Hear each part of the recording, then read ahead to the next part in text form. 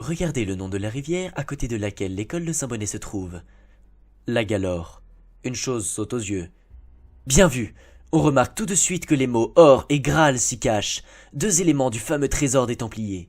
Et si Saint-Bonnet était en fait une école fondée par les Templiers dans le seul but de cacher leur célèbre trésor?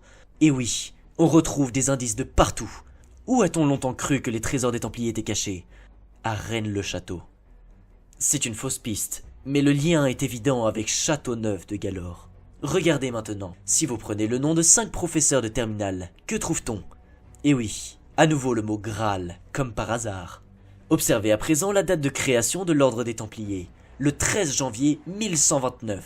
Si vous additionnez les nombres que cette date forme, cela donne 54, l'âge du père Finet, à un mois près lors de la création de Saint-Bonnet, le 3 octobre 1953. Maintenant, regardez de plus près le mot Templier.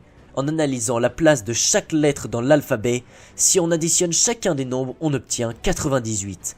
L'année où l'équipe de France a gagné la Coupe du Monde. Et qui y avait-il dans l'équipe? Emmanuel Petit. Une allusion évidente à la taille de Marthe Robin.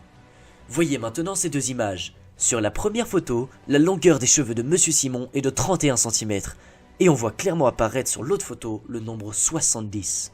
Échangez les chiffres et vous obtenez 1307, l'année où les Templiers de France se sont fait arrêter et ont dû cacher leur fameux trésor. Coïncidence? Je ne pense pas. Si vous n'êtes pas encore tout à fait convaincu, regardez encore cette photo. On y trouve le nombre 24.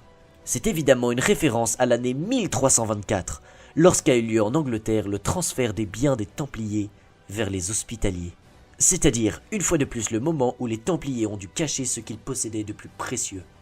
Et voilà, maintenant vous ne pourrez plus dire que vous ne saviez pas.